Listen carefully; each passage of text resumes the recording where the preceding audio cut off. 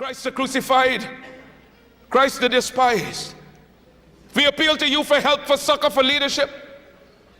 When you endeavor to carry your burden up the heights of Calvary, when white men spurned you, when white men spat upon you, when white men pierced your side, out of which blood and water gushed forth, it was a black man in the name of Simon the Syrian who took your cross and bore it up the heights of Calvary. And now that we are bearing our burden, it being so heavy, we ask that you help us on out the heights. Oh, the cause is grand, the cause is glorious. Sail on, sail on, sail on. Oh, mighty ship of state, sail on. Sail on until the flag of the red, the black, and the green is perched upon the hilltops of Africa. Where we grow the food that we eat. We own the commercial farms, the massive commercial farms. We own the industries that manufacture everything that we need. That is true liberation economically. That is true ownership, and that is the ownership we are talking about, nothing less. We are no longer satisfied by owning a grocery store at the corner of the street. That's not good enough. We want true ownership of those entities that control the economy, that they can no longer come in and destabilize us because they own everything that is the pillar of development in every African country. The answer to that is hell no. We can no longer stand up for that. We know better. We are supremely qualified to build our Africa. All we got to do is wake up, my brothers and sisters. Wake up. Why do we find it so difficult to trust each other, to believe in each other? Because I believe in what we can do together.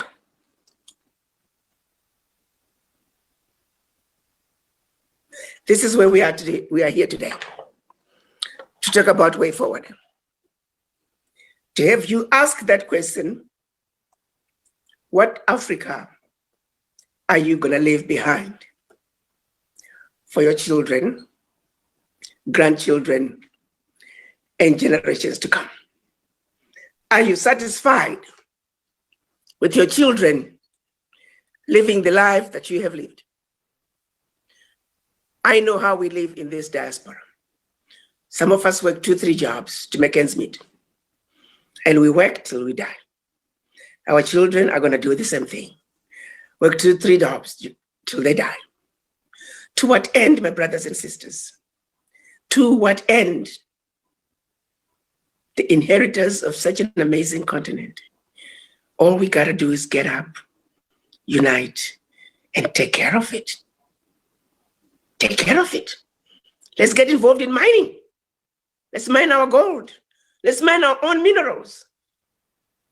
And because we will be united, we can dictate how much we want to sell our minerals for, not for the buyer to say, I'll pay you so much. And we say, okay. That time is over. That time is over. And this is why we are here today, to begin to prepare for us to answer that question to our grandchildren and generations to come. Let's let the world know that Black people are now united. We may have been asleep for over 400 years. We are now awake from our slumber. We now refuse to continue to be brainwashed. We know their game now. And we know how we're going to strategize to get ourselves out of this conundrum that we've found ourselves in as a race. That we collectively agree, the insanity that we have suffered from for centuries, insanity no more. Insanity no more. And we are going to be the generation that's going to turn the corner, and that journey begins today. With all of you media people, we're counting on you to redo and rewrite our history, to tell the truth and nothing but the truth about us and our continent, to re-educate not only us, but the world. Even white people need the education. Many white people don't even realize they're racist. They need education. It doesn't matter where you see us. As Black people in America, Black people in Africa, Black people in the Caribbean, in South America, in Europe, all over the world.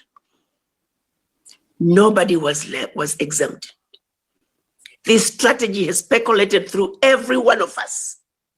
The self-hate, the mistrust, the lack of belief in ourselves and in each other.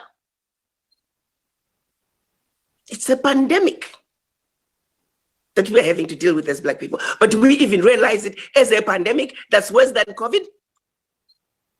Because it misses no one. It affects every Black person. When are we going to wake up from our slumber? Because if we do not, it doesn't matter how much we get together, nothing will be accomplished. Because our minds are still in the gutter. Our minds are still fast asleep. We are completely brainwashed. And we need to understand that. You see, for you to go seek help from a doctor, you got to understand, first of all, that you're sick. But if you don't think you're sick, how are you going to get help?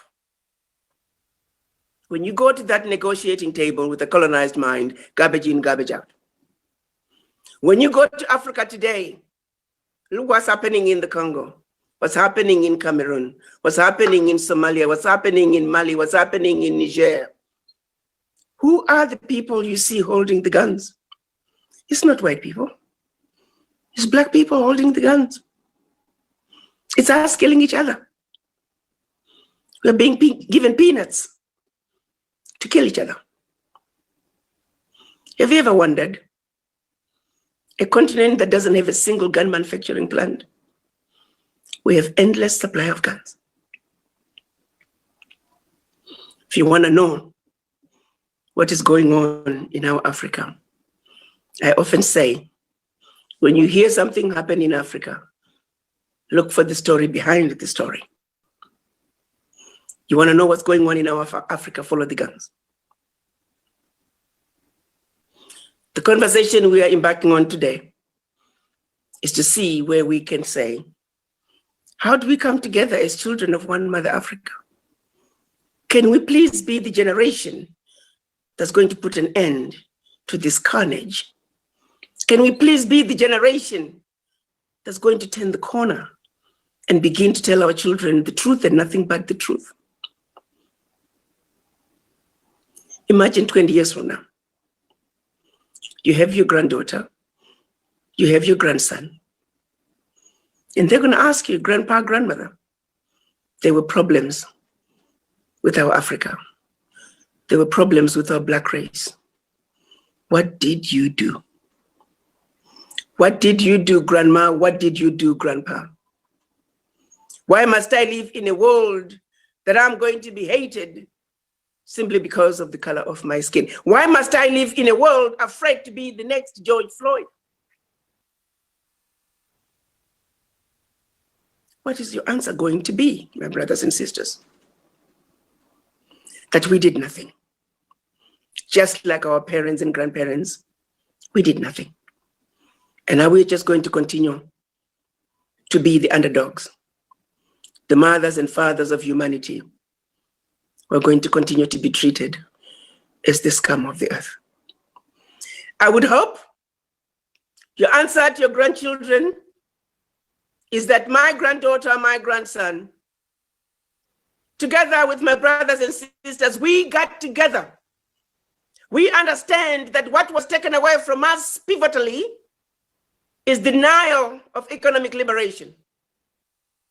Economic liberation was denied to Black people across the globe. Even in this beautiful United States, had the Black people been given the promised 40 acres and a mule, their conditions, their economic situation will be very different. As African countries were quote unquote getting their liberation from the colonizers, we were given limited political liberation to this day, but economic liberation was never given to us.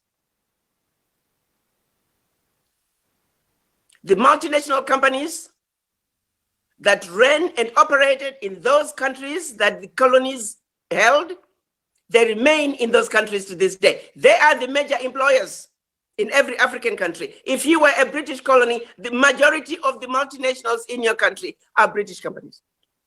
If you were a French colony, the majority of the multinational companies in your country are French companies. They're the major employers and employing thousands. And if the heads of states try to force them to pay taxes, and by the way, most of them don't pay taxes.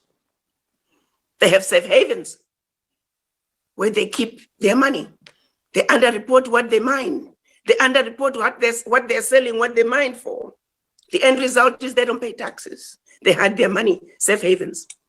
They are involved in illegal trade, illegal mining, illegal fishing, anything you can think of that they could steal out of Africa, they're involved in.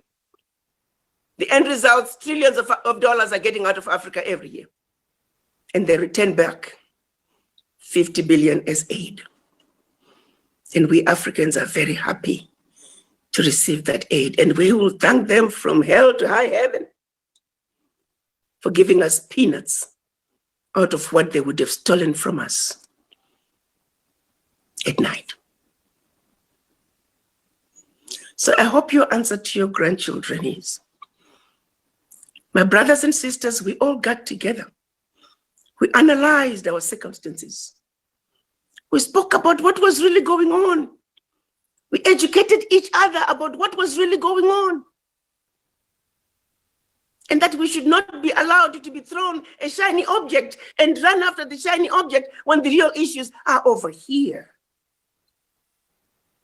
That example is about, for example, when I used to travel around the country, the minute I would finish talking, the first question, 100% of the time, but Ambassador, the African leaders are corrupt. I don't disagree.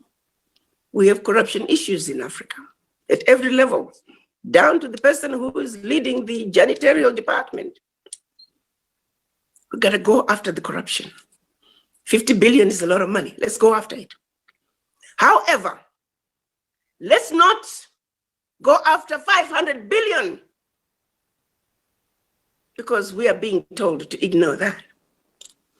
It was a shocker for me to realize the corruption among African leaders was the beginning, the middle, and the end of every conversation to do with Africa. Until I started talking about the Pact for the Continuation of Colonization. The question I had for the diaspora was, I understand your outrage over the $50 billion out of corruption. That's what the corruption watchdogs say is coming out of Africa from corruption.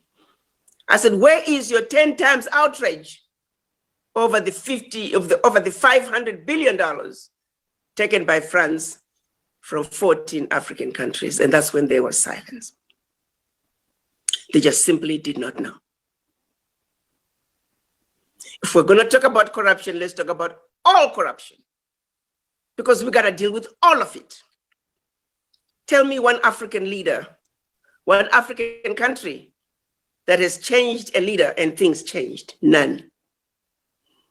We can change leaders like we change clothes in Africa. Nothing is going to change because the fundamentals have not yet been addressed.